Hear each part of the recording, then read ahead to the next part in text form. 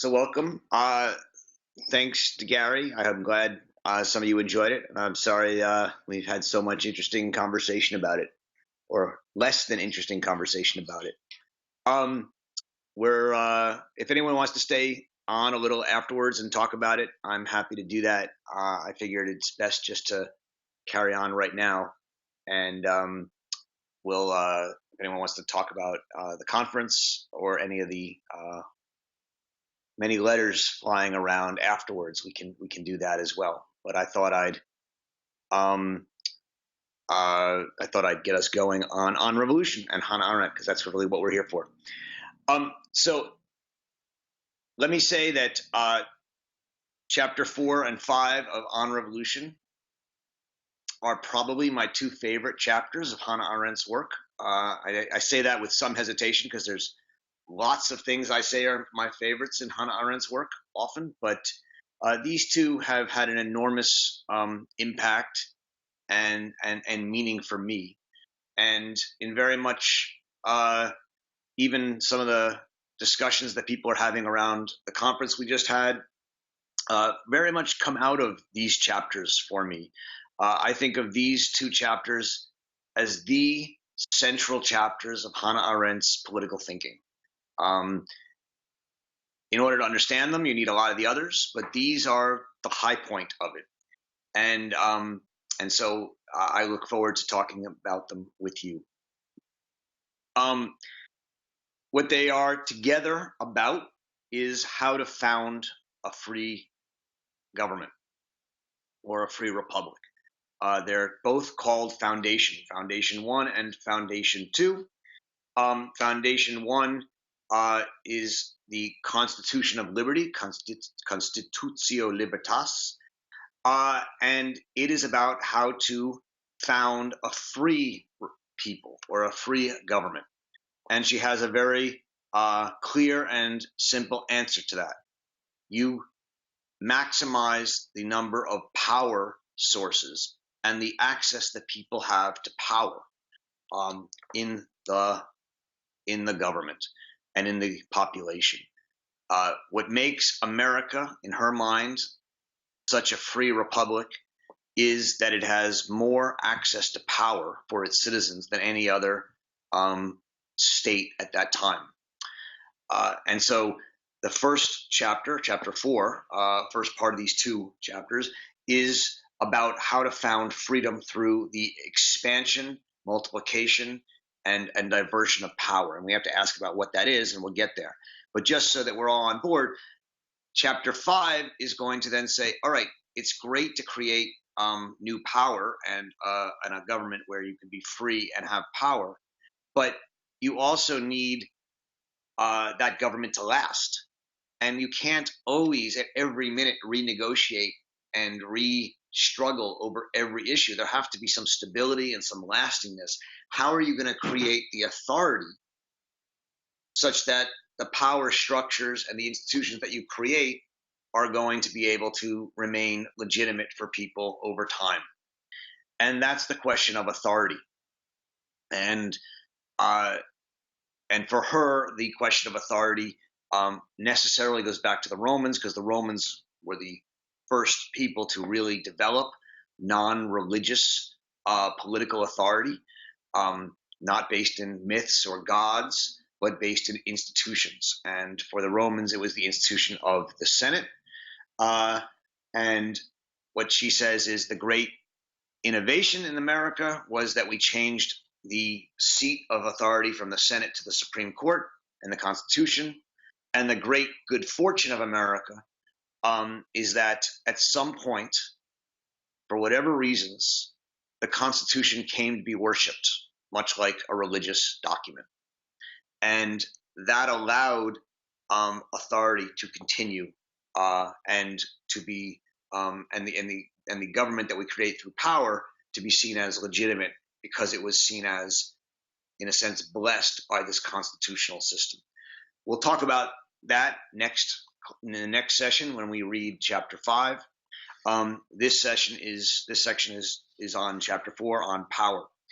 I know I sent the video lecture late, so some of you may not have read it or listened to it. So very quickly, the argument of this chapter is that power, which for Hannah Arendt emerges through joint action with others, through acting together. And her example that she uses here is the Mayflower Compact, the original example, and people coming over, all different walks of life, different intellects, different backgrounds, got together and said, we constitute and we create a constitution which is going to govern our collective behavior. And this action together is a kind of exercise of power. And she thinks that leads to the practice of power executing in the American colonies, in the townships, and the love of and the demand for constitutions that became a uniquely American practice at this period. Nowhere else in the world did this happen. And thus at the moment of the revolution, all 13 colonies immediately dropped everything and went and created their own constitutions. And this for her is a deeply meaningful idea, and it reflects this belief that they thought that they had the power to constitute themselves. Constitution not in the traditional sense of a limiting document that limits power, but constitution in the sense of a power to constitute who we are and what we share. And it's this act of constitution in the positive sense that means so much for Hannah Arendt. And it's the American tradition of constituting that for her really defines more than anything else what America is. And she thinks that what America developed in this love of constituting and this practice of constituting was what she calls an entirely new system of power. She talks also about the fact that they created new centers of power.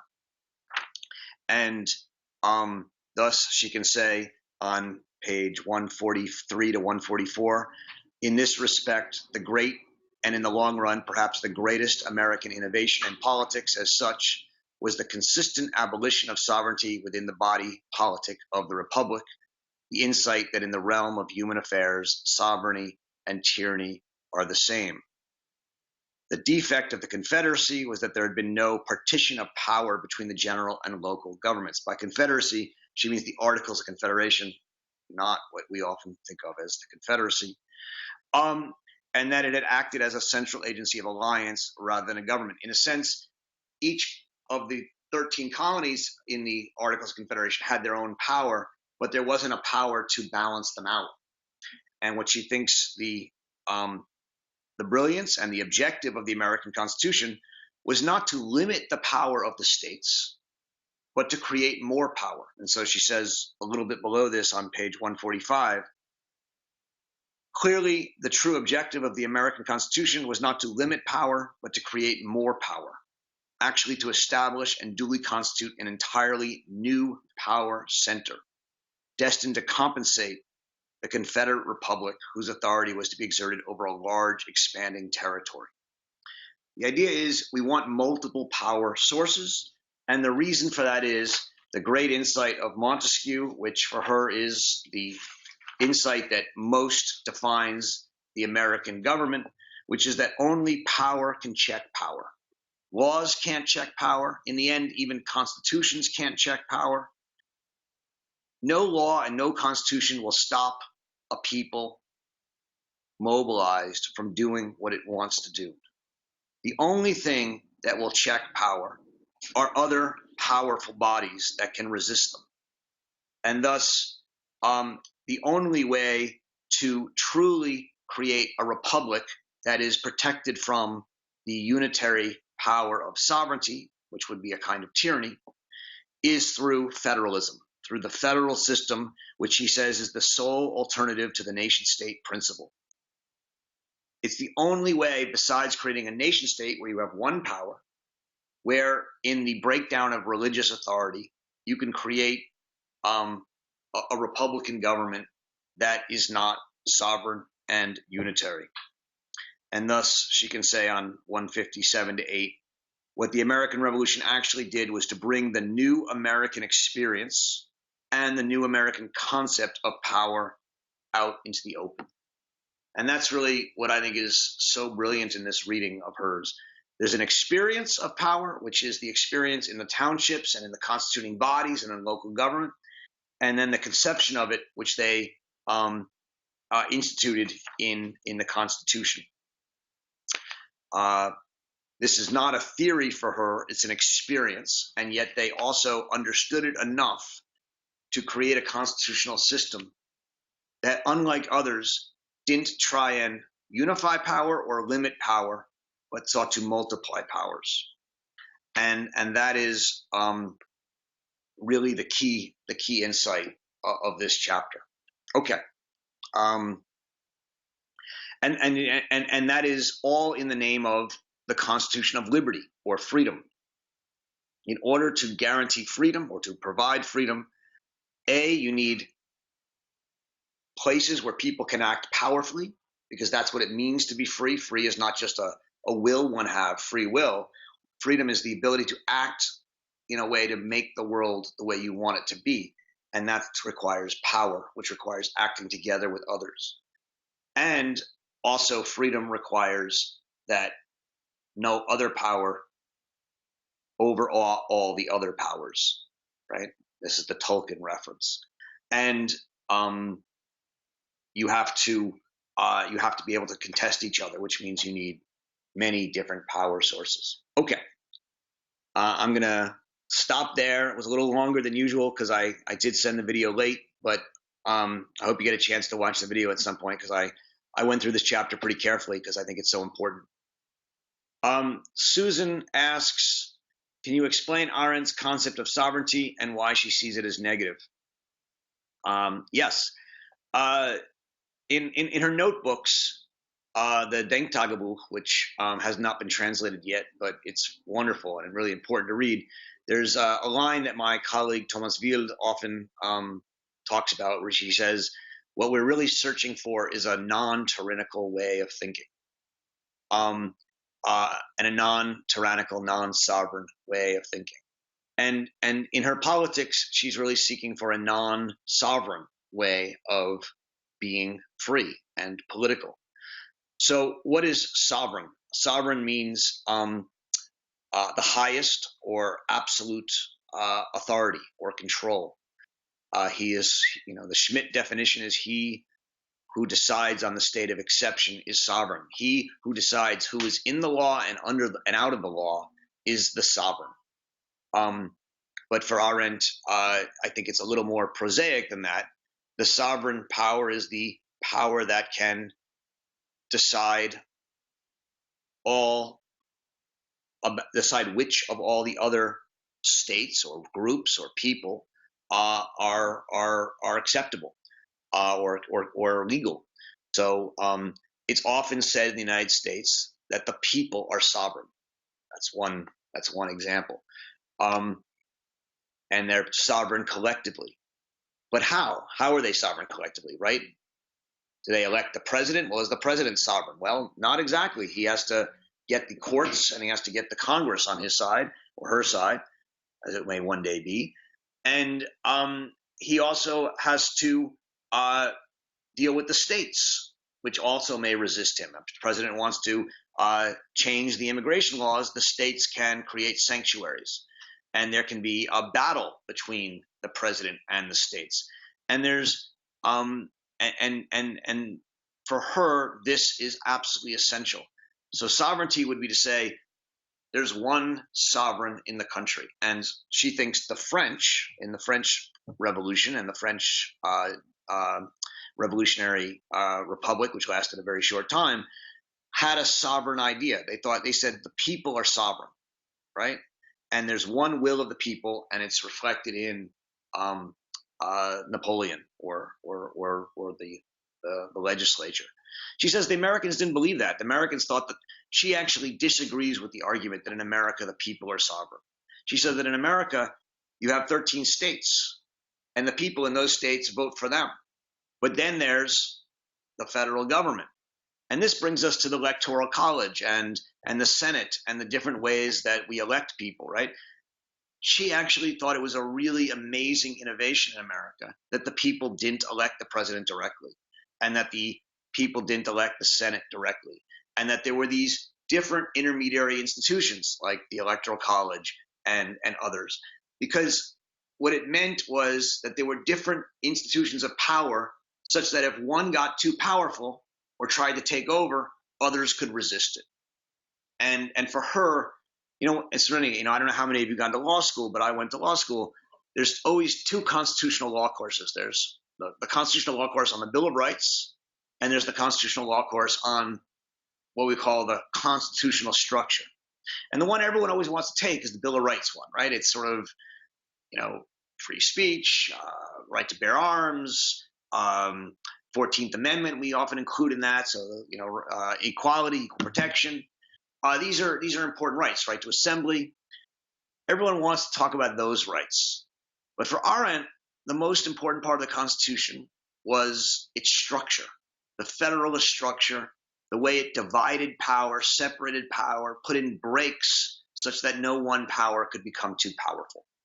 And so sovereignty is the idea that there's one unitary will of the people that should be represented in the highest organ of power, and it should rule everyone else. It's a long answer to a simple question, Susan. I hope that was all right. If there's any follow-ups, feel free to ask them. I see there's a comment from Bob Meyerson. Arendt's command over Revolutionary War era documents is quite impressive, but somewhat out of character compared to her other writings, which are very much more speculative and less reliant on other sources. Where did she do her research? How did she happen upon the idea of comparing revolutions in the first place? That's an interesting question. So, first of all, there are certain books she wrote. Let's say two books she wrote that are filled with documentary sources. One is actually three. One is her first published book, The Origins of Totalitarianism, in which is filled with footnotes and documents and research that she did over a decade of work on. The other is her dissertation, which she wrote in Germany and then finally got out. She actually lost her dissertation on the trip from France to the U.S. And luckily, she had given one other copy of it to Gershom Scholem, who had gone to Israel. And when she got to America, she wrote to him, and he sent her that copy. It's actually a great story. But that book is very much based in documentary history. And then there's this one. The idea for this book, I believe, emerged when she was a fellow at Princeton, and she was part of a reading group on revolutions, and she may have already had an idea to write on this. I'm not sure, but she was working on it then, and she was working with a number of other scholars, and they would present things, including Fidel Castro came and spoke at that gathering, and actually compared the Cuban Revolution to the American and French revolutions. So we have no record that I know of, and I've looked, of her commenting on Castro's speech or anything like that. But there is some interesting background history there, and maybe some historical sleuths could get busy on that. So I mean, how she happened on the idea. She was at this seminar in Princeton. The topic was revolutions. Where she came at it before this, I'm not sure. Start there. I'll just say her documentary history is impressive. It's widely criticized. People think she read this and not that. We can always go into this. But she did read a lot, and she relied on a certain number of books pretty heavily.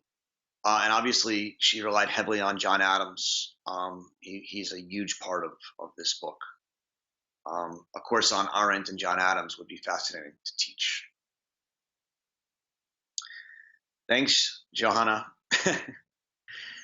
So the contemporary reactionaries' mantra about limited government is a con, means nothing when citizens access power is so constricted. Yeah, I mean, I think that's a very important point. Arendt's claim about federalism, I do not at all think should be made partisan and made part of the libertarian. She's not a libertarian, and I think that's an important point to bring out. She doesn't say government that governs best is governs least with Thoreau. She says the government that is most free is one in which there are multiple sources of power. Power means governing. She wants government. She wants people to engage in the act of reflecting on the good life and trying to build it together. She's not an anarchist and she's not a libertarian. What she is afraid of and what she does deeply worry about are bureaucracies, because bureaucracies are big, and in being big, they become somewhat unwieldy and hard to control and hard to access. And B, the whole premise of a bureaucracy is that the bureau, the office, is in charge, not any person. So if you have an issue, if you want a visa, or you want to immigrate, or you want to become a refugee, and you apply to a bureau, you get an answer. Well, who gave you the answer? You don't know. Who do you complain to? Some low-level person at the bureau. And the point is, from her point of view, bureaucracy disempowers and disenfranchises the citizens. So I think it's very important to say that she's not in favor of limited government in the sense that people use that term today. She's in favor of decentralized government and non-bureaucratic government. And those are different things. I don't think she's against all bureaucracy at all. I mean, there's no evidence for that. In fact, when we were reading the Origins of Totalitarianism together, we talked about a line in which she says, like, there's two different ideas of bureaucracy. There's the bureaucracy idea where there's just somewhat inefficient government, which is fine. And then there's bureaucracy that can lead to total lack of responsibility, racism, and imperialism. And that's the one she really finds dangerous. There's obviously some connection between those two. And if the civil service bureaucracy becomes too big, too unwieldy, and too difficult to influence by the people, it risks turning into a kind of despotism. Steve, do you want to follow up on that, or is that good?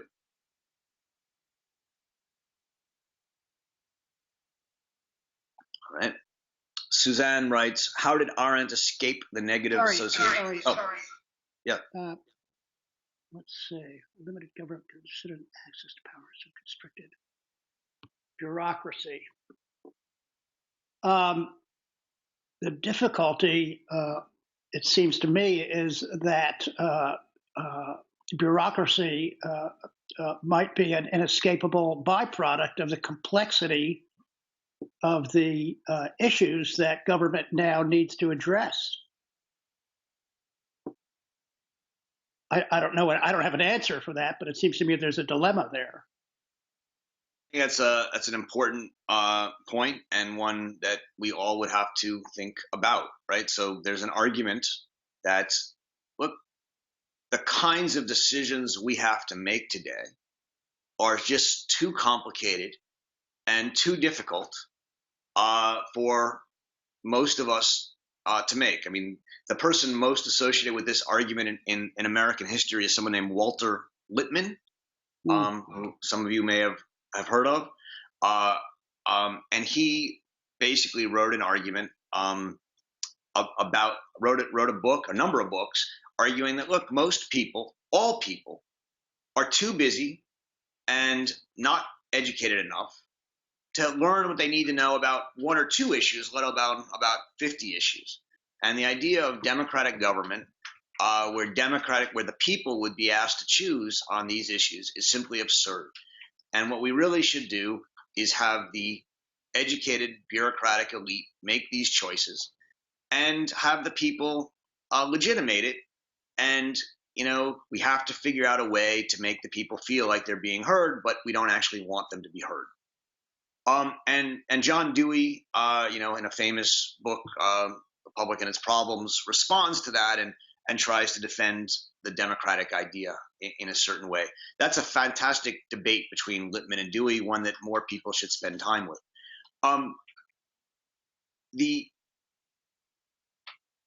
There's a number of ways to think about that today. So one would be, some of you, if you were at the conference or watched it online, heard Jim Fishkin talk about what he calls these deliberative democracy polls.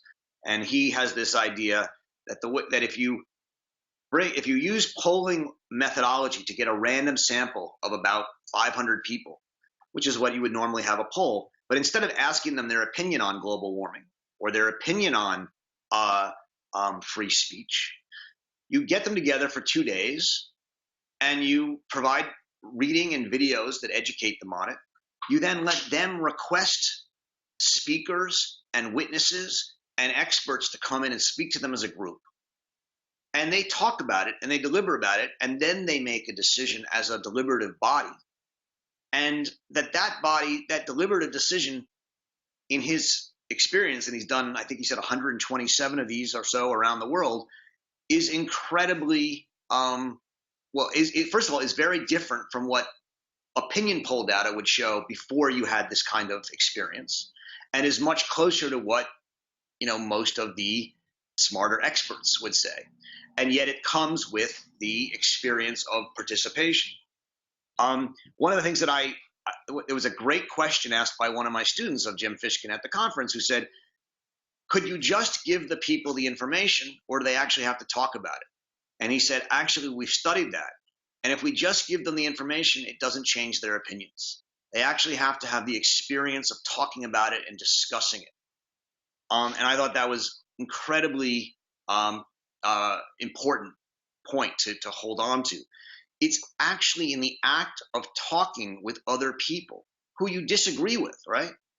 That in Jim Fishkin's deliberative polling idea, it's in the act of talking to these people you disagree with that you come to see complexities of the issue that you wouldn't have seen on your own. That's Jim Fishkin's point of view at the conference about these deliberative polling. So one way to think about this problem of complicated questions like global warming and how do we do it without a big elite bureaucratic technocratic bureaucracy is through deliberative polling. Another proposal that is gaining some excitement around the world, and one that I find very interesting, although I'm just learning about it in the last year, is something called sortition or lotocracy. But it's a very simple idea, but back in ancient Athens, when you had a democracy, we all think, oh, they had a democracy, they elected their leaders. It's actually not true. Most of the major leaders in Athens, with the exception of the military, were chosen by lottery. And that's also the same in most of the medieval republics, in Venice and in Florence and other places. And in all of the political theory, from Aristotle up through Montesquieu, what they always say is that democracies are governed by lottery and aristocracies are governed by elections. And the reason is that in an election, it's very likely that the aristocracy, who has the money and the influence, is going to be able to buy its way into power and control things. Whereas a democracy, you want the greater representation of what Whitman would call the lump, the people in there. And so democratic governments always were governed by lot, not by election. An election was considered to be an aristocratic form of picking representatives. The first democratic government to change that was the United States of America, which actually was not a democracy when it was formed. I mean, the founders of America did not want America to be a pure democracy. They were afraid of democracy. And they chose elections over lottery because, well, primarily because you had what happened was the Enlightenment had happened. And you have this idea of the only government that's legitimate is the government by consent, and elections were seen as providing consent. And thus, because this idea of consent emerged in the 17th and 18th centuries as a legitimating idea, we switched over from lottery to election. And there's an important way in which I think, and a number of people are now writing, in doing so, we lost an important democratic component of our government in doing that. And so there's a number of interesting proposals that have come out about trying to bring back elements of lottery into the government. Not fully. And by the way, in Athens and in Florence and Venice, it wasn't that it was just governed purely by lottery. There were rules. You had to nominate people. There were different ways that they controlled who got into the lottery and how you acted once you got chosen. But so, for example, number of people have proposed that we create a lottery chosen body that would choose which issues Congress would work on, right? So that they would actually, it's not that they would make the final choice, but they would say, these are the ones we, the people, chosen by lottery, think Congress should work on. And then they could at times come back and give advice to Congress as Congress was passing it. This is one proposal that people have made. There are a bunch of them, and there's some very interesting work being done on this. And so this would be a way of, I think this is a long answer again, I'm sorry, to Stephen's question, about trying to think about how to bring a kind of deliberative intelligence to government that's not in a bureaucracy, that would still allow for citizen participation. It would seem to require a lot of leisure and commitment on the part of the citizenry. It's another good point. And by the way, there's one element of American life in which we do require this precise commitment, and I assume you all know what that is, right? The jury system. The jury system is a system in which citizens are required to give up a certain amount of their time every few years and decide a case. And Alexis de Tocqueville, one of the greatest thinkers on democracy and American democracy, said that the jury system was the linchpin of American democracy. Why is that? Well, because he said it was the jury system that kept the average citizen engaged, talking to people that they wouldn't usually talk to about important issues of right and wrong and justice. And obviously, the jury system is thought by many people to be unfair because it doesn't pay enough and it takes you away from your job and everyone wants to get out of it. And yet Tocqueville argued that it was the most important institution that preserved democracy, or one of the most, certainly, that's in the Constitution, right? There are other ones that were preserving democracy, but they weren't taken up into the Constitution. So one could easily imagine something like the jury system, but where you would have people advising Congress, or like a grand jury. And you could even do it at nights or whatever. Yeah, it would take time, it would take commitment, but that's what Arendt is saying. In a democracy, people actually have to participate. They can't just sit back and watch TV at night. And so yes, that is the point.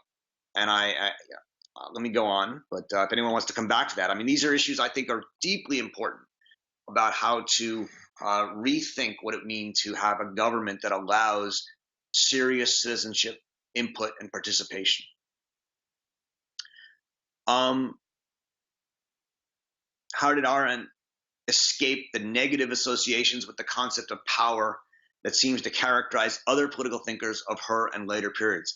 Yes, so if you read her essay on violence, which we've read together in the past, and those of you who weren't here, you can go back and look it up. She talks a lot about the different notions of power, and she lists them all, and she's clearly, done her political science or political theory homework. And what she says is that they all get power wrong, right?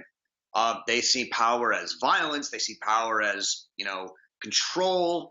For her, power is acting together to do things. Why do they all get it wrong, and why does she get it right? That's a hard question, Suzanne. Let me just take a second to think about it.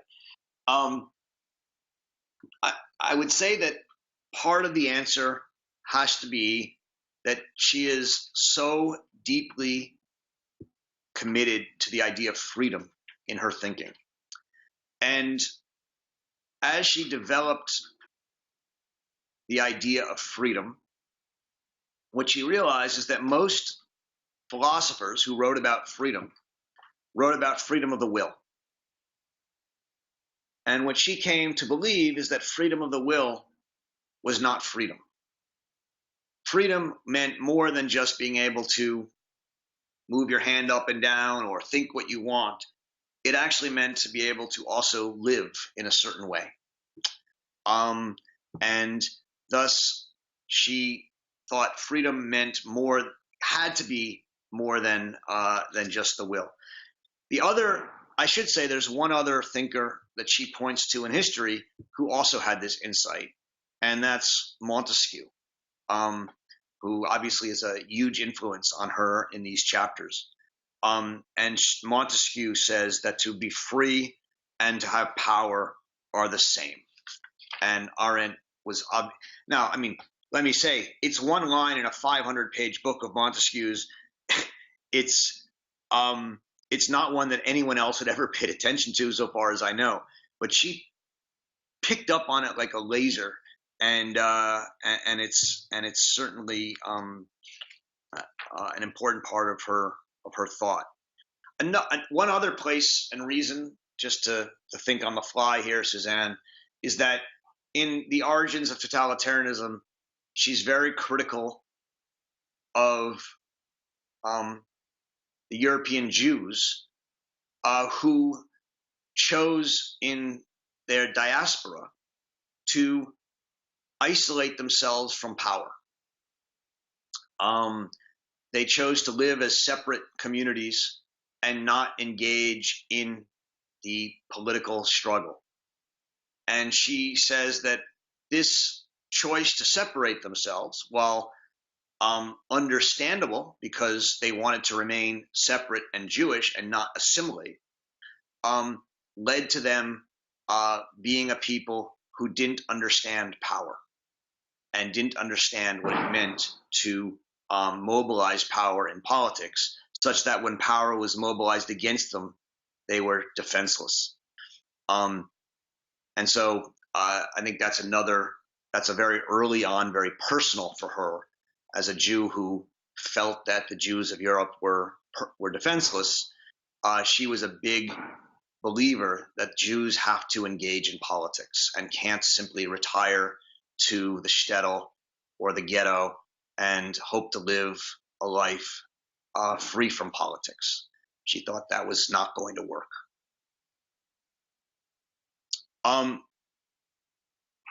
Well, Steve says this seems relevant and types an article. I'm not going to be able to read the article now, so we'll have to go on there. Daphne writes, that's why she saw Zionism at first as the only political response to anti-Semitism. Yeah, I mean, so the problem that Jews were in for her was that, I mean, and this, again, very relevant with what happened at the conference, but the idea was that the European states were what she called nation states. And in each of them, there was a nationality, the German nationality, the French nationality, the Finnish nationality, the Magyar nationality in Austria-Hungary. And the minorities in these states were given two choices. Well, three choices if you want to be macabre about it. They could leave, they could assimilate, or they could die. And she thought that was deeply wrong. But what was their options? If they got involved in politics and therefore assimilated, they would, in a sense, give up their Jewish life. And yet, if they stayed in the shtetl and remained Jewish, they became vulnerable. And so she came to see Zionism as the only truly political response for Jews at that time. Now, she changed her mind a bit when she got to the United States, because she thought that for the first time, she had found a country in which you could be Jewish and also be part of the country. That there was no nation state in the United States. There was no one nationality. And as a result, you could still be Orthodox Jewish or Orthodox Muslim, and the country did not prohibit you from still being a full citizen and participating in the political life of the country. And so that for her was a revelation, and it's one of the reasons she came to love the United States so much. As we talked about at the conference, both in my conversation with John Jeremiah Sullivan and later it's the question I asked Mark Youngin as well, in the United States, a number of people have made the argument that while Arendt may have been right that the United States had no national people, a number of people have argued that it has a racialized people, such that that in order to become American, you don't have to become Anglo-Protestant or something like that, but you do have to become white.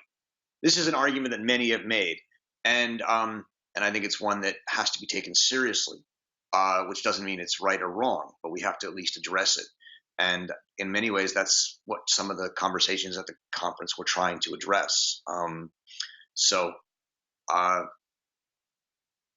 This is a long way of saying, yes, that's why Zionism was for a political response to anti-Semitism. If you're going to be confronted with anti-Semitism and the demand that either you assimilate or you leave,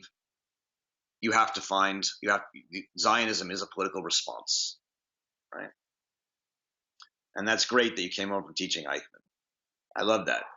The failure of the Jews to deal with power seems similar to what most Americans now do by withdrawing from politics, even from exercising the vote.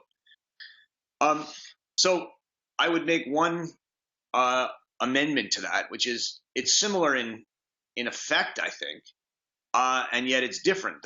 The reasons the Jews did it was because they didn't want to assimilate, and they wanted to remain separate, and thus they wanted to keep their own world. I think the reason most people today do it is because they feel that the government is so big and, well, okay, we can blame two things. The government is so big and bureaucratic and technocratic that they are disenfranchised and there's no place to be involved. That's the systematic argument. And the other side of it is that the American dream has transformed from being the dream of self-government to be the dream of economic happiness and the land of milk and honey.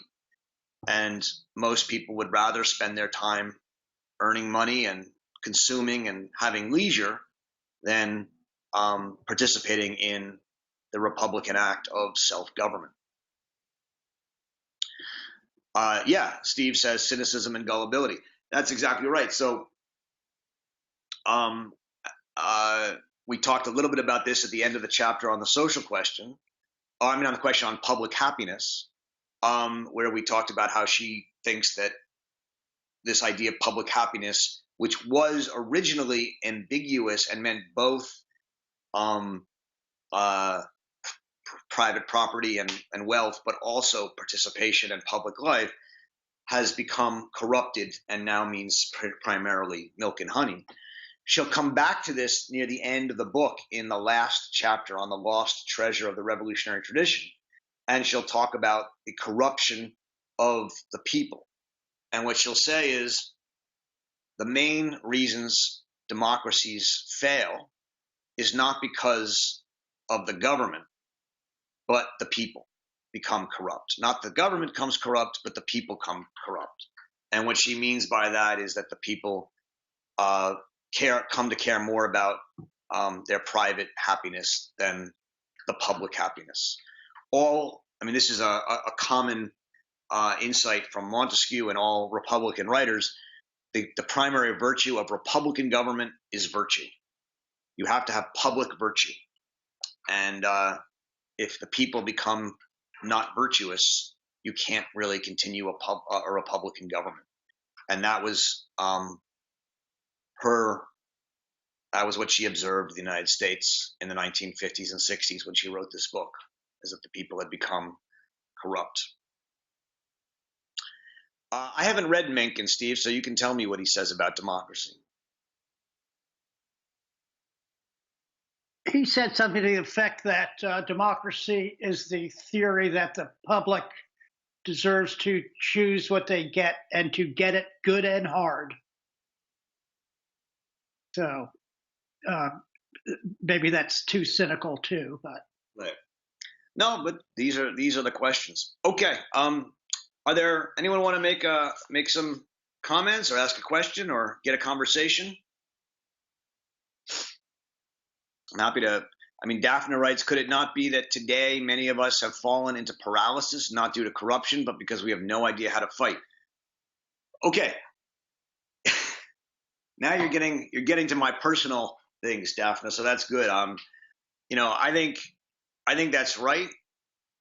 I think it's right and wrong. I think there is a corruption. I mean, if you look at the way we live our lives and the way we spend our time on all these gadgets and with the amount of things we buy and the amount of time we work, I mean, we're not working to live, we're working to consume. I mean, and again, this is not I do it. I'm not holding myself out as any kind of, saint.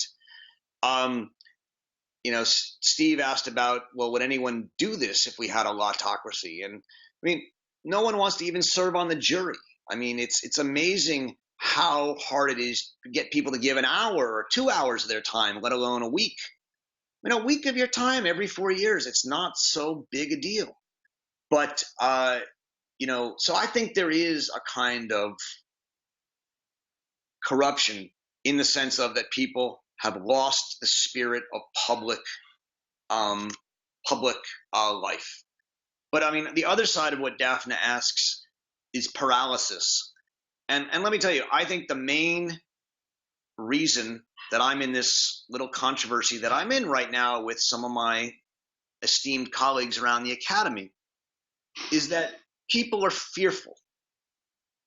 And I think there are some people, not me among them, but there are some people who believe that things are so bad that we're one step away from Armageddon. And they're paralyzed by fear.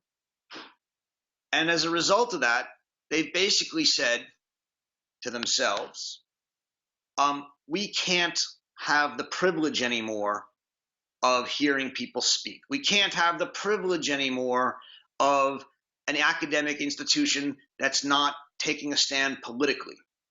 Because if something were to happen and this would help the alt-right or the Alternative for Deutschland or Steve Bannon or Donald Trump, we would be guilty, right? And so there's a group of people, and I think they're very well-meaning, and we just disagree, who think things are so bad and so fearful, and we have no power, that all we can do is act strategically and act politically. I don't see myself in running the Hannah Arendt Center as a political or strategic actor. I see myself as someone cultivating a community of people who want to think deeply about political and ethical issues. And that is a privilege. It's a privilege that certain people have, and it's a privilege that is very rarely exercised.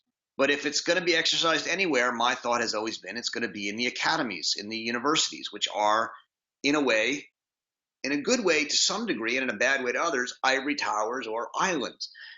I don't want it to be an ivory tower where we just talk about, meaningless things. I want to talk about the world, and that's where the Hannah Arendt Center is a weird institution, and I think we're really unique in the world. We talk about politics in the world, but we do it in a very academic, intellectual way, where we say, look, we're not interested in this particular instance on figuring out policy or making policy statements. We're actually interested in hearing different perspectives, thinking about them, and learning to think critically about it. And that's the community I've tried to create. And I think we're at a moment in which people are so scared and so paralyzed, where some people are saying we don't have the luxury for that. So I think your word about paralysis is somewhat right. And I think, one other comment. I mean, when I've given a number of large talks recently in the last year and a half or so, about this book.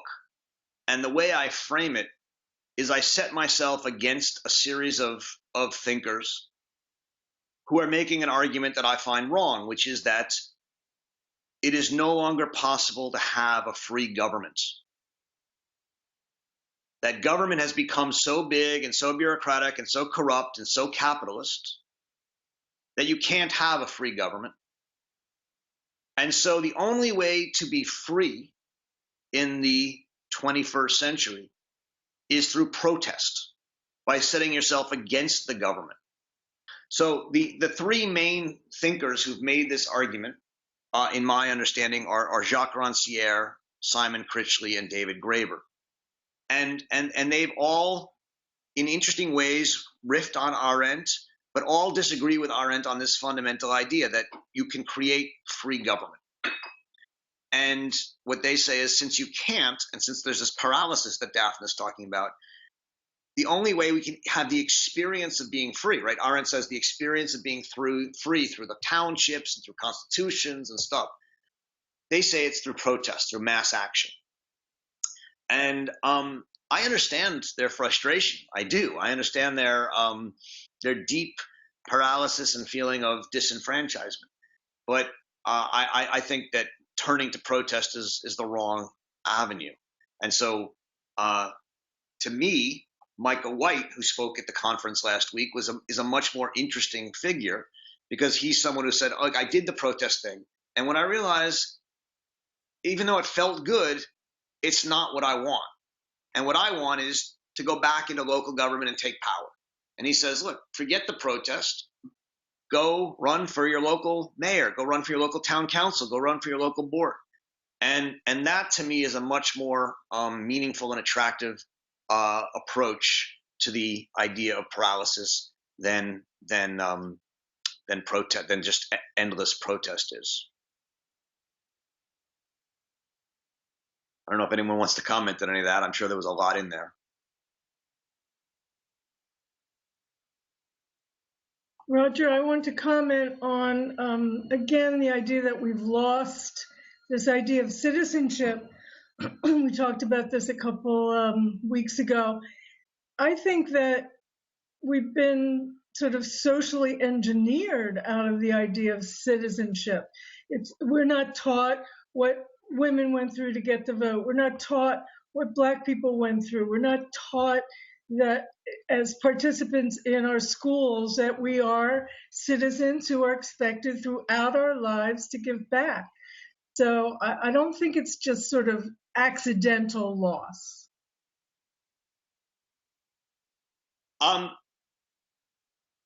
I wonder about that, Susan. I mean, I think it's an important thing. We have to be taught these things. We have to be taught examples of citizenship.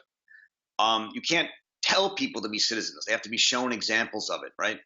I mean, this is the old Kantian insight where he writes to his dear Professor Sulzberger and says, who asks him, "How do you teach people the moral law?" And he says, "You can't teach them it except by doing it. You learn it by example." He says, examples are the go-karts of moral obligation. It's a great little line. But so I absolutely do believe with you that young people and others have to be exposed to examples of citizenship. I wonder if you're right that they're not. I mean, my kids come home writing about Martin Luther King and protesters. And one of my kids wrote about the Black Panther movement, a couple weeks ago. I mean, they are constantly being, heroship and courage. I mean, the theme of their school this year is courage, right? Citizen and moral courage. But so I could be wrong. Now it's collaboration. My daughter tells me in the background I got a peanut gallery here. So maybe I wonder. I mean, I'd like to know why you think we're not teaching people that, I guess, is my question.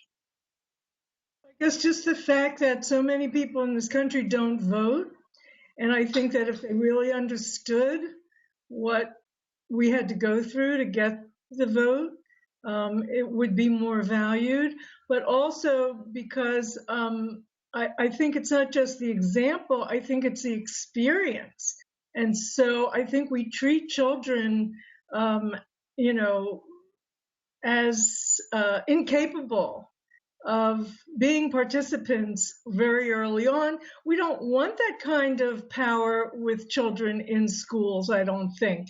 That if they actually were empowered, would make it a lot more difficult. So I think that we have to experience that kind of citizenship from the get-go. And I gave the example of, growing up as in fifth grade being a safety and crossing the littler kids.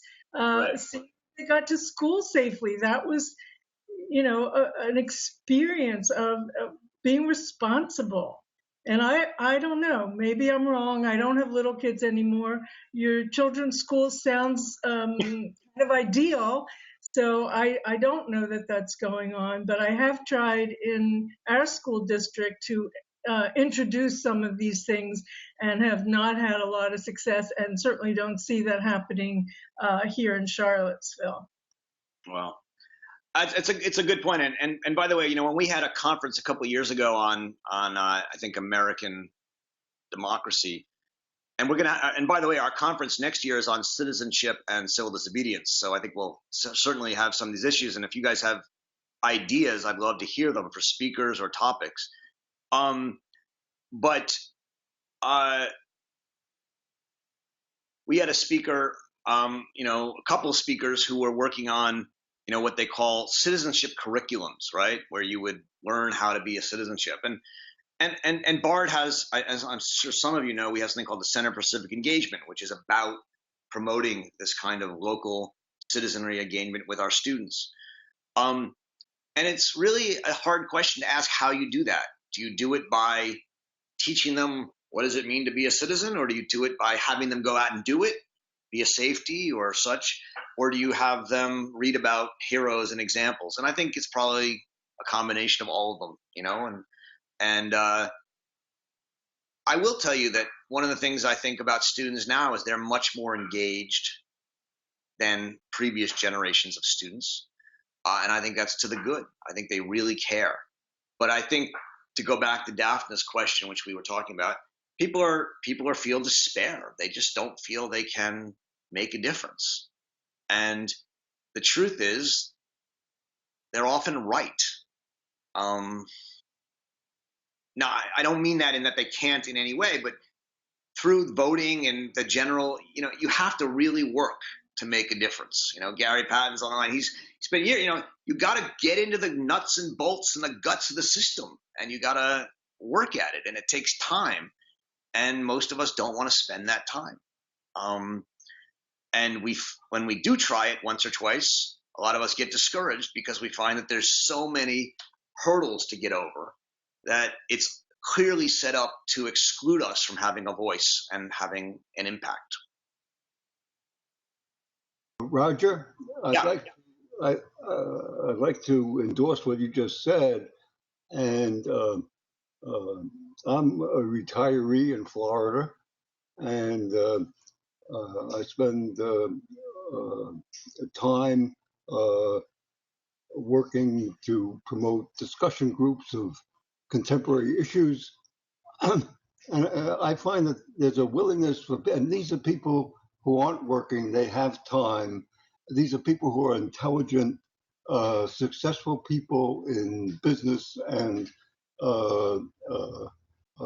they wouldn't even come to where I go unless they had that kind of interest. But they're not willing to really do work. They're willing to express their opinion and even argue for their opinion, but they're not willing to read. They're not willing to even think differently. If I ask them to make a list of what's important, I don't get a response. So I don't know why that is, but that's just my experience, and I think it supports what you just said. Yeah, thanks, Howard. It's disappointing. I don't know what to say. I will say that young people do things. I mean, I'm, we have a lot of students working for us at the RN Center who are incredibly engaged and go to protests and read books and come to dinner discussions and really are eager for that. That's one of the reasons I love teaching and love being around young people, because they aren't yet so cynical, most of them. There are exceptions sitting next to me. But it is an important point, and how we overcome that cynicism that you're talking about, or the pessimism or paralysis that Danya was talking about. These are Daphne, are really important questions. And one way is to provide ideals. I mean, you have to have something you believe in. And right now, government is largely keep me safe and stay out of my way so that I can make money. And one of the interesting things is, since 1917,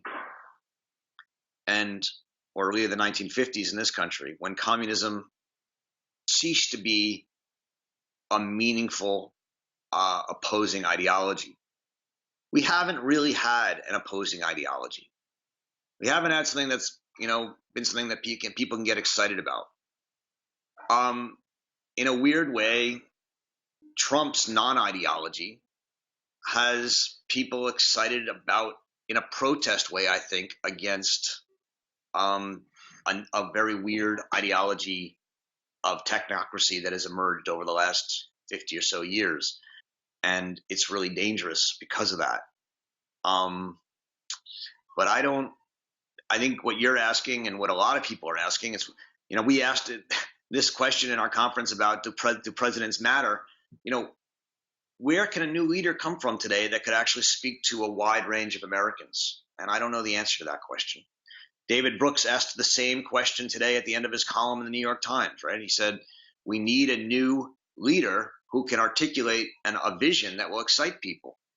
A lot of people know this, but but we don't have such a person. And it's not clear to me where one would come from. Then again, they come from surprising places. Margaret writes, I was struck by her description of the critical separation between law and power. Can you speak to the consequences she would see in a blurring of that separation as is now growing?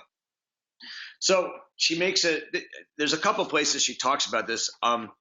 She talks about the French thinker Sieyès, who distinguishes between, and I can't really pronounce the French, the constitutive power and the constituted power. And the constituting power is the power of the legislature, the power to make things, and the constituted power is the laws. And she says both these things, in a sense, need legitimacy. And where are you going to find the legitimacy for either one? They both need, typically, the claim of an absolute authority. And in a non-religious Enlightenment age, where are you going to find that authority? And she says, well, in France, they found it in the will of the people, the will of the nation, which is sovereign and unitary. And the United States looked for it somewhere else. And we're going to talk about that at chapter 5. And it's going to be in this, it's sort of weird, guys, but it's a mystical, time-traveling capacity of the Supreme Court to embody the spirit of the founders through time. And it's not what you expect from Hannah Arendt, because there's a kind of mysticism to it. And yet that's what, she, to her credit, what she understands is that real authority requires a kind of mysticism, and she develops one. Or she thinks she recognizes one in the United States. So laws are what's constituted. The people, the power, are what constitutes them. And in the end, she says, no laws can really resist power, right? Because they're made by power. And if there's not an authority that the people respect, the people will just run over the laws and make new ones. So Margaret asks, what about this blurring of law and power? Well, I mean, they're blurred because the authority that Arendt thinks was found in the Supreme Court is dissipating. And when authority dissipates, law becomes simply an occasional act of power that can be replaced by another occasional act of power. And therefore, there's no respect or reverence for the laws as something that lasts over time, which is why she thinks laws are a very weak protection against power. She thinks there's some protection. They're not nothing, but they're more protecting against power when there's an authority that power recognizes. As authority dissipates, laws become less of a protecting shield.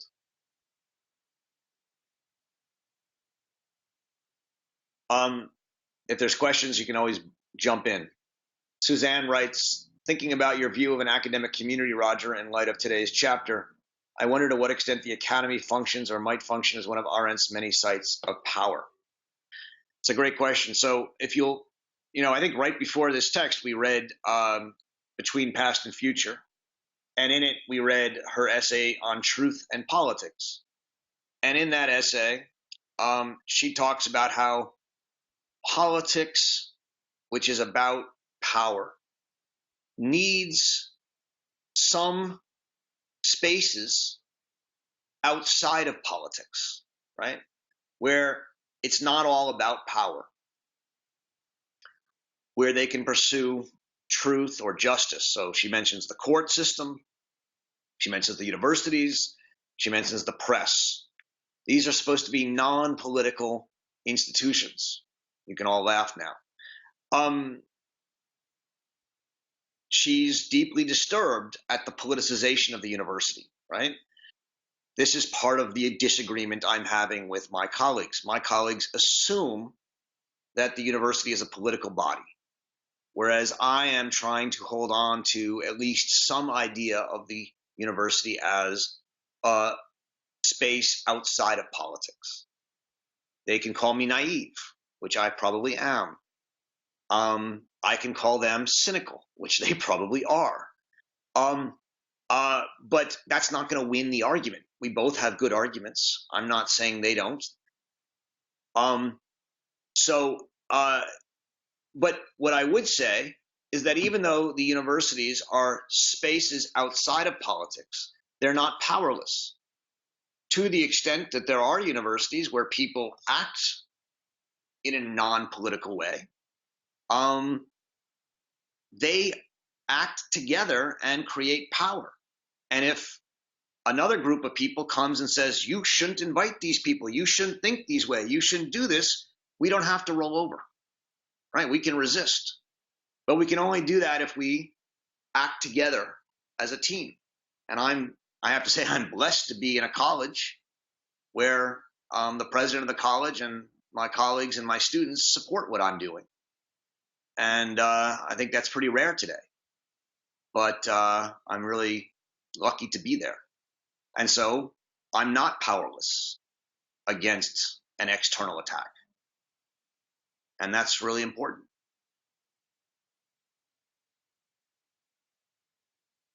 Suzanne, do you want to add anything or anyone add to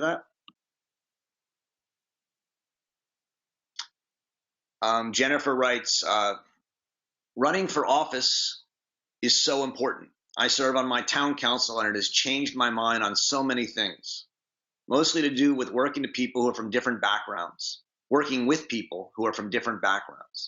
I don't see enough young people in our public meetings though. So Jennifer, that is my number one mantra to all my students. Go get involved in politics. Go get involved in local politics. And a lot of them are. Let me tell you, it's a new trend and it's happening slowly, but it has to happen. I absolutely agree with you. It's what democracy is. It's about talking to the farmers and talking to the professors and talking to the lawyers and talking to the business people, talking to the hardware people and talking to the grocers, and understanding that they all have different experiences and they don't have to agree with you, but you have to listen to each other. And people say, oh, you don't have to talk to them. You can read what they say. No, you got to talk to them. You got to treat them as real living people, and you got to hear them argue back. And so I absolutely agree with you, Jennifer. To me, that's to me the most important thing I can tell these young people is go into politics, go into local politics, talk to other people. We're at Bard, we have a grant out now where we're, trying to develop courses around local issues, like in our town of Red Hook, where Bard is located, the sewer system. Really sexy, right? But the point is, in working on the sewer system, you got to talk to the people for whom the sewer system matters. It's an incredible opportunity in education, and it's nonpartisan. It's not like Democrats want the sewer system and Republicans don't, or vice versa. It's the people who need it want it, and the people who don't want to pay for it don't.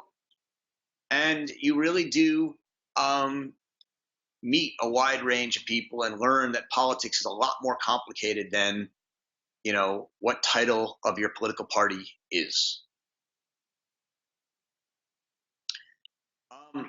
Kim writes, I think one reason people don't vote is that they don't think their vote makes any difference. We go back to the fact that people feel government is corrupt. And if we could change those beliefs, I think that more people would vote. Yes.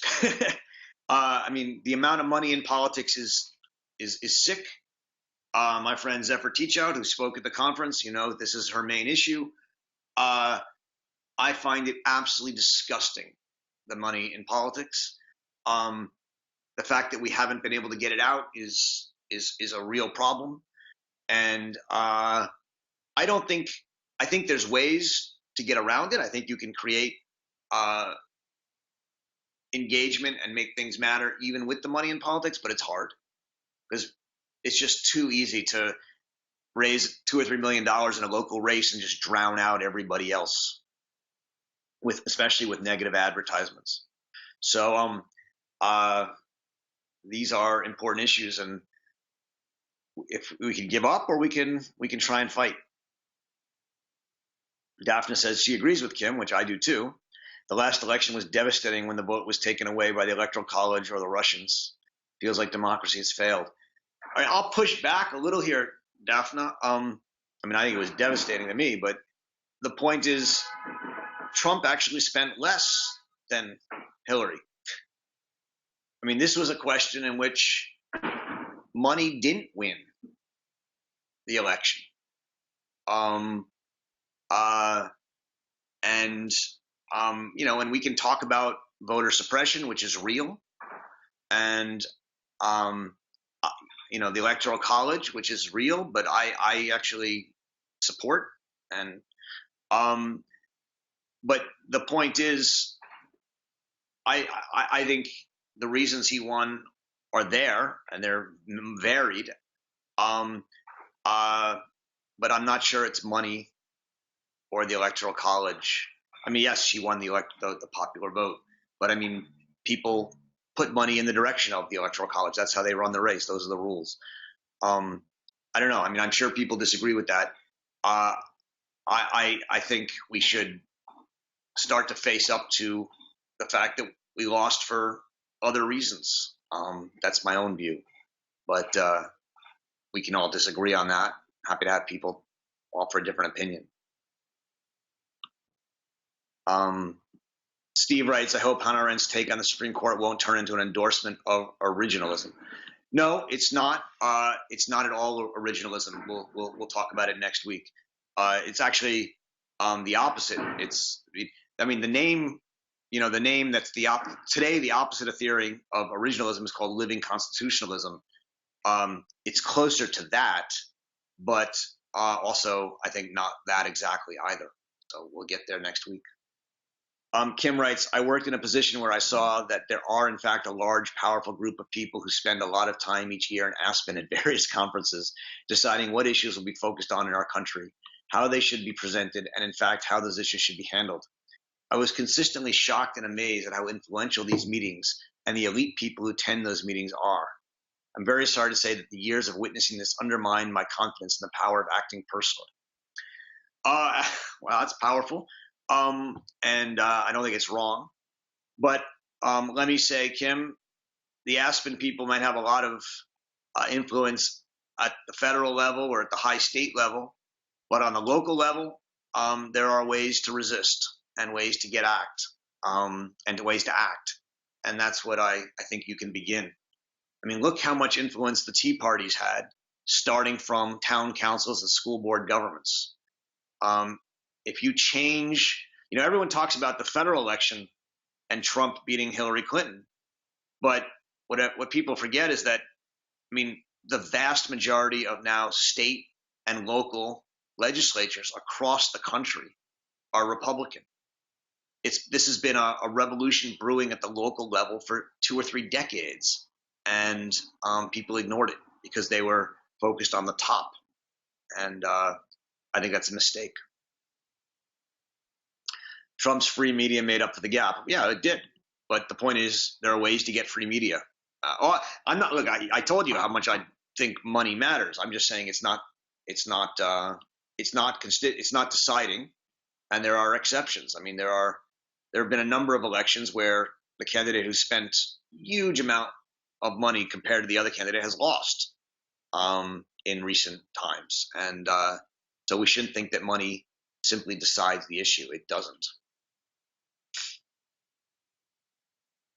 Are there any other comments or questions on this chapter?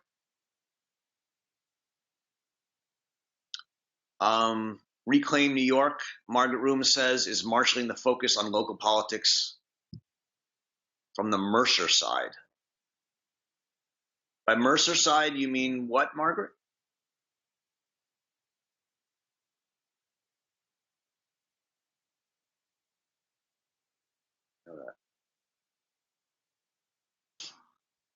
Robert Mercer and yeah, I mean, I think that's great. I know a lot of people at Bard are getting involved in local politics, and I think that's really important. I hope more of you do. Great. Maybe we could end here, and if anyone wants to stay on and have a conversation about the conference, I'm happy to do so for a couple of minutes. Does that sound good? Thank you, guys. So if anyone wants to thank you, Kim. Thanks, Steve. If anyone wants to either talk or just through text, talk about the conference, I'm happy to answer or hear you. I'd like to hear what you think. You can turn your mics on if you want to talk. Like Connell, I'd like to know what went on in the conference. See, not everybody knows So first of all, the conference was amazing, in my opinion. I'd like to hear what other people think who were there. It was, in my opinion, the best conference we've ever had. And we've had the most surveys returned from this conference, from any conference we've ever had, and not one of them was negative, which has never happened before. So when I look at what the experience of the people who went to the conference was, it's been very positive. But what happened was that a group of nearly 60 very famous academics wrote an open letter that they published in the Chronicle, arguing that I made a terrible and irresponsible mistake in bringing one of the speakers, Mark Youngin, from Germany, and from the AfD, which is a right-wing, at times far right-wing and in times racist party, although he is one of the more moderate people in it. He's a philosophy professor. I brought him as an example of and a liberal voice because the conference was on crises of democracy. And the argument I've made is that liberal democracy is in crisis and it's not representing a lot of people who are rebelling against it. And we should hear from them. But these academics said that I made a huge mistake and they demanded that I apologize and disavow it. And when I didn't, I guess all hell has broken loose, to say the least. And I'm trying to avoid it now, but it's been a very controversial week and conflictual week. Of course, the sentiments in that letter are sort of what led to Trump's winning, where the elite goes to 50,000 feet, not dealing with the things that are really on the minds of many, many people. And you never walk away from a bully. You face down bully, and that's bulliness, what they got, that particular political party. I thought he represented himself well, I mean, politely and so on. And I thought I was just looking up the name of who's the other fellow on the thing with him? I thought Ian Baruma. Terrific balance there. I mean, very extraordinary erudite man. Yeah, it's very, Masha Gessen, who was one of the speakers of the conference, and some of you may remember, was a participant in this reading group for 4 months during the origins of totalitarianism, wrote a scathing piece against us in the New Yorker, criticizing us, and said there was no opposition offered against Mark Youngin and that we treated him neutrally, which was just a complete lie. She didn't even mention that Ian Baruma was on stage as a respondent, one of the most intelligent and famous American public intellectuals, who's written 2 books on the German and Nazi experience and the war. She didn't mention that questions from the audience were very, very strong and very attacking. So, I mean, part of this is, I go back to Daphne's question. Part of this is that I think a lot of these colleagues of mine are deeply scared and angry and feel despair and feel like we're one step away from Armageddon. And they basically are angry at me for not sharing that opinion and saying we have to stop thinking like intellectuals and start thinking like strategic politicians. And I am not going to stop that, because I think if I stop that, we lose, and we lose a space for the kind of thinking that is necessary. And so it's a very complicated issue. I think they have a point. I don't like the way they made it. I thought they were, they did try to shut me up and censor me. But that's their prerogative, and it's my prerogative to fight back, which I'm doing. Can I? Yep. Hi, I don't know. Can you hear me? You can hear me? Yes, we can.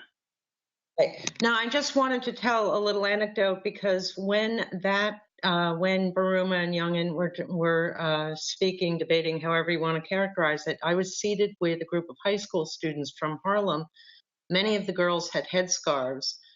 They were all writing furious notes until he came to the point of discussing or describing Muslim crime. And if you had seen just the pens go down and each of those little girls starting to look at each other and then look around and look confused and look at each other again and look at him, it was really quite something. I don't have, a neat little cherry and sprinkles to put on top of that and conclude anything from it. But, I think it was just a very profound, unscripted moment. That's really, I knew they were there. And in fact, I looked over at that group of students a number of times during the speech. It was something that was very much in my mind. You don't know much. You don't know how, you didn't hear them reacting to it.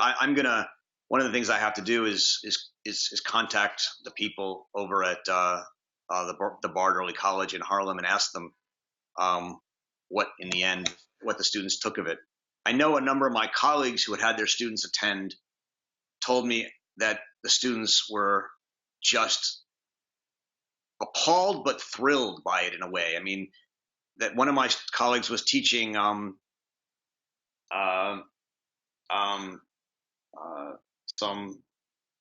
some Holocaust literature that week, and she said the students made unbelievable connections between the readings and the Youngin talk, and that it was just so amazing to see how they were processing it.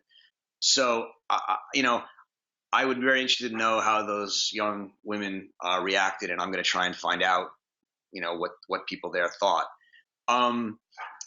There's no doubt. I can tell you that they, a number of them who I did speak to a bit, it was really more the sort of thing of talking to them and saying, yes, in fact, what you think you heard is what you heard, because they weren't really sure. They weren't really sure, and they had been sort of engaged in, everybody was taking notes in the exact same fashion. Clearly, a teacher had instructed how they wanted things done. And then they all kind of, had to pause, and there was a lot of murmuring and whispering and stuff.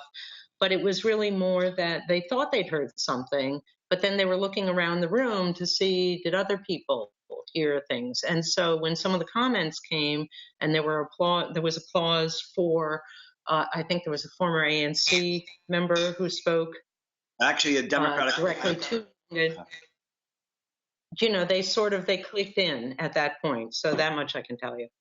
Yeah, I mean, to say that there was no opposition or no one spoke against Youngin, as a number of people have, and as Masha Gessen did, is, I think, a complete mischaracterization of what happened. At least that was my experience of it. But everyone has their. I think part of what happened is that for a lot of people, the only way they would have been happy with our answer to Youngin is if we had punched him in the face, and that was not what I think was called for at the time. Can I speak? Yes, please.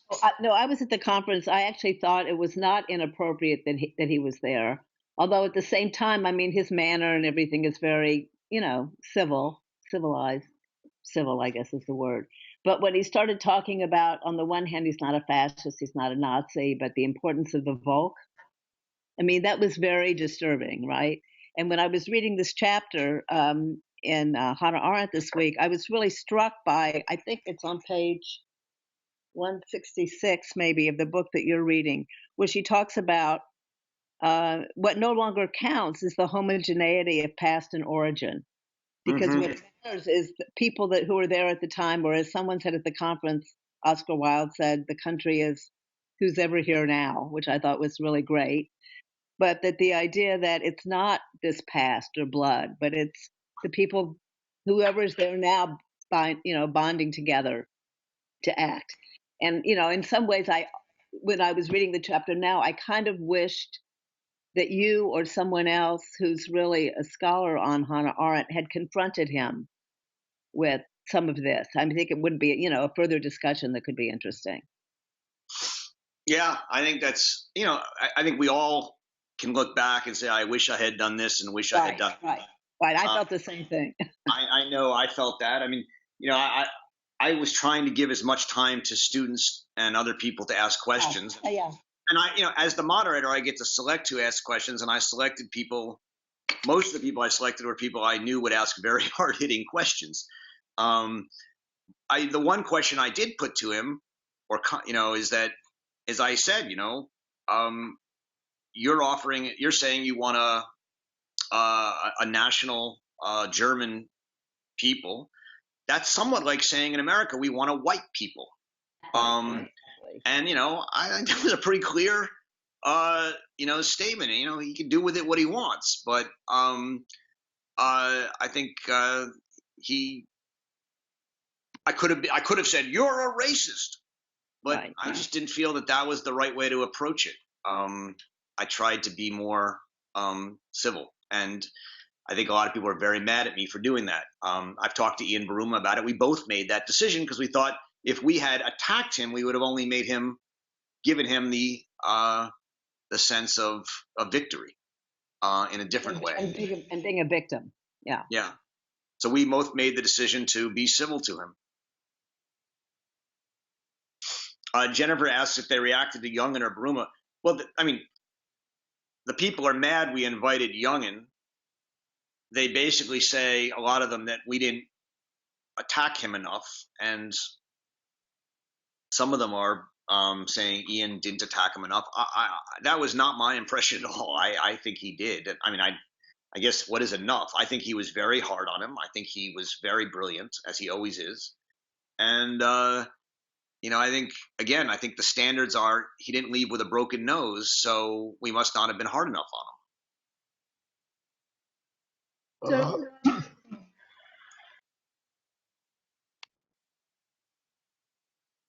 Johanna writes, being of mixed race, it was important that he saw that at least he thought that being German was some homogenous race.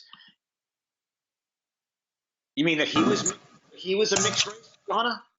No. I am mixed race, You're and mixed I think that it would be important that I confront him so that he would look at me and say, Yeah. and to answer some of what he said about German culture having a certain set of principles and expressions that make the German people German.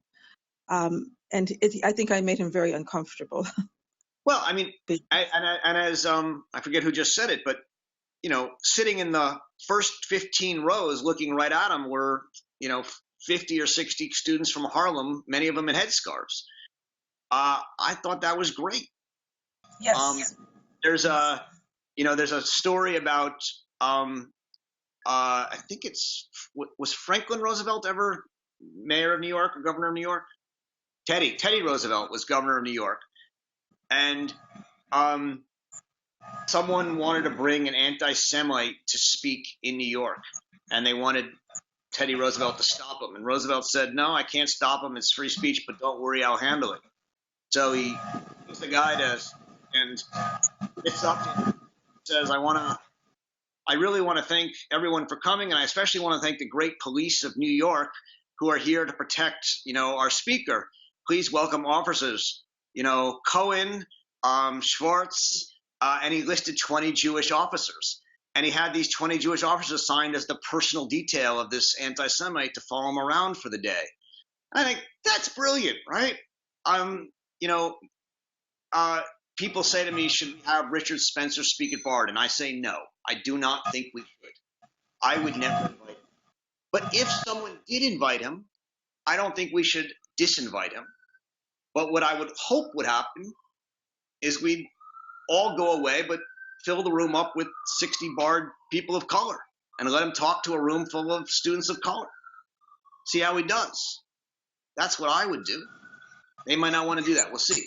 But in any case, I thought Johanna's point is right. It's very important to confront Young. And one of the things that I, give him credit for is he stayed for the entire 2 days of the conference. Numerous people have told me that they talked to him for extended periods of time, not because they were saying we love you, because they were arguing with him, and he did it. Again, I really do disagree with this guy, and I find a lot of what he says very offensive, but he proclaimed that he was a constitutional Democrat, that he believed in democratic discourse. And I think what happened is that a lot of people in the audience, even though they find a lot of what he says offensive, came to agree with him, or at least believe that he was honest. Not agree with his positions, but agree that they thought that he was an honest person. And I think that was the experience of a lot of people in the room. I don't think it was the experience of everyone in the room. Certainly wasn't the experience of Masha Gessen. But that was an interesting experience to experience having happened. People who expected to hate this man found that they disagreed with him instead of hating him. And that's a really interesting and important lesson to learn. And some people would say we shouldn't learn that lesson, right? We should not allow that kind of confrontation to happen. I think we can ask whether we were wrong to feel that way and whether we should still hate him. But I think the confrontation is important. Roger, I was there at the conference, and I experienced just what you're saying. I mean, I think that inviting him, you knew, was controversial, and it's proven to be controversial, and I guess we have to welcome that. But what I see is that we're talking really about methods. We've got a real divide. I mean, many of us agree about, the things we're worried about, the things we're afraid of. But the question is what methods And so if the only method is to punch somebody in the nose when you disagree with them, which is exactly what happened with Jason Kessler in Charlottesville when he tried to give a press conference on August 13th, he was physically assaulted. And anybody who didn't think that was appropriate is considered not on their side. So I think this is a really important conversation that's been produced by doing something controversial, which I applaud you for. Thank you. Let me just one thing to that, which is that I know I sort of thought it might be controversial, but I was trying to avoid controversy. I mean, if I wanted to be controversial, I would have invited Steve Bannon. I wanted someone to represent what I consider to be the illiberal alt-right view. And I didn't want a circus. I wanted to have a serious intellectual engagement. And I thought that by inviting someone from Germany, who at that time was not in the parliament, and he was still, he was in the AfD, yes, but he was not well known. When I asked all my German friends about him, not one of them knew who he was. But he was a philosophy professor. I thought, this guy would be enough under the radar. And I had interacted with him. I emailed with him for a week or two before I invited him. So I knew he could have a legitimate intellectual conversation. I thought, I could avoid the big controversy. And what's interesting is we did during the conference. It didn't, there was no protest. But it all hell broke loose afterwards. I cut somebody off who wanted to come on, so please come back. I was just going to add that I'm one of those people who did speak to him one-on-one afterwards. And what I found noteworthy and what I told friends was really not about him. It was about me. It was about the fact that I found myself able to interact on an intellectual adult level with someone who I really, quite frankly, would rather spit at. And to not be that and to not be afraid was something that it seems to me is very much in keeping with what we've been reading, because it's a necessary precursor. A lot of the discussion today has been about, people not getting involved because they think they can't for whatever reason. And I think that sort of engagement helps foster one's own ability to move forward and do things. So it wasn't a pleasant experience in that I came away with a different sense of him. I really didn't. I came away with a renewed sense of what I could do, which in these times was quite fulfilling. It's really beautiful, Margaret. Thank you for saying that. I hadn't heard that from someone before, so that was really wonderful. That's very much what we're trying to do with these conferences. And one of the things that made me so happy, at least before the whole controversy started, but it's still keeping me sane, is that, this was our 10th conference, and a lot of people have now been at 10 of them, and many 6 of them, and some of them 2 or 3 of them.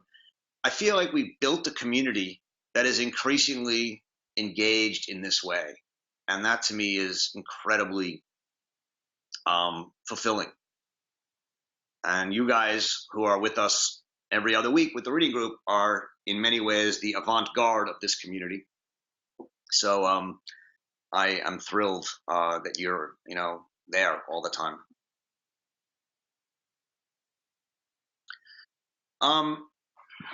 If anyone would like to write something on our Medium page, which Dan has shared, it would be nice.